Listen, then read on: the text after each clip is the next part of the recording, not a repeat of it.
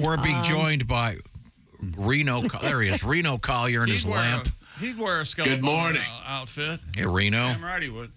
How is everybody? Good. I got a letter here. I don't know. It says, the irony of Tom asking you guys if you can imagine dealing with a difficult person. Yeah, it's not lost on us, believe me. Well, I don't know, Clayton. What's he talking about? Reno, how's it going? I know you're in your one-man show at the Woolworth Theater coming up at 5 o'clock again this coming Saturday. It's called Dad Bod. Am I right? Yes, sir, and it's going great, man. We moved it to 5. The people that come most of them have kids and are dads and all that, so we moved it to 5, and the time slot works better. But it's going great. Great. It's a lot of fun, and people are having a blast, and it's actually going better than I thought it was going to. Glad to hear it. This is in Nashville, Tennessee, at the Woolworth Theater. And once again, 5 o'clock this Saturday coming up. How do you get tickets? You can go to dadbodnashville.com, or you can go directly to the Woolworth Theater.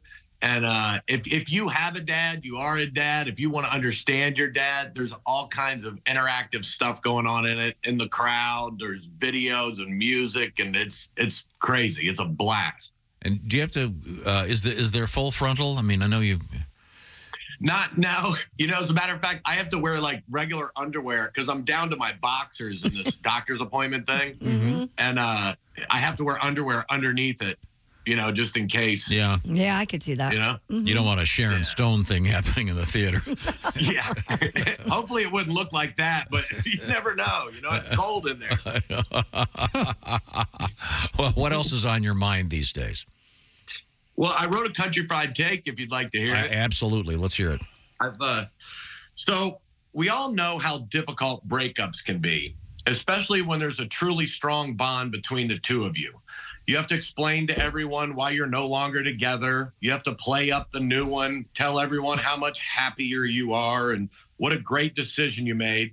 But sometimes you were wrong, and one knee-jerk decision to split has turned your world upside down. Of course, I'm talking about a man and a truck. Now, I've had to go downtown Nashville every day to work on Dad Bod, and finding parking for a big-ass truck is a nightmare. Over the past 4 months, I've gotten pinned up in parking garages where I couldn't get out, gotten ticketed on the street, and hit a lawyer's parked car in a lot. And just some advice, if you ever have to hit a lawyer's car, try to get him to sit in it while you do it. I barely scraped this guy's car, and I was a good guy. I left a note with my name and number. He called me screaming and threatening me with felony charges for hit and run, telling me that the car was the only thing he had left to remember his grandma by. And I told him, I was like, I don't think there's so much damage that you still can't chase after ambulances. Well, this thing ended up costing me $1,000, right? Not to mention, in my truck, I was only getting 16 miles a gallon, and my family was sick of me having to put $100 of gas in it and then spending an hour bitching about how our country's gone straight to hell. They were always complaining about how hard it was to get in and out of. So in a fit of rage and weakness, I said the hell with it, and I traded it in for a Honda Accord Sport Hybrid. You're going to be okay. It still hurts to say it out loud. All my buddies said, there's no way in hell I would ever go through with it. Now, I've always had a problem with people telling me I'll never do something. Through the years, it's gotten me broken bones, a couple nights in jail, and a ton of heartache. But to go against the grain is just in my DNA.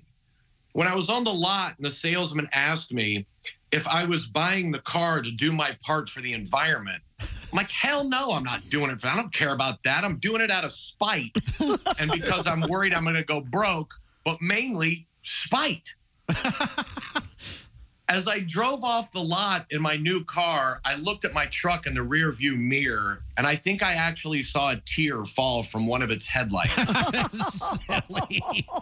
Almost telepathically telling me, we spent 120,000 miles together, and you ditched me for a younger, shiny whore.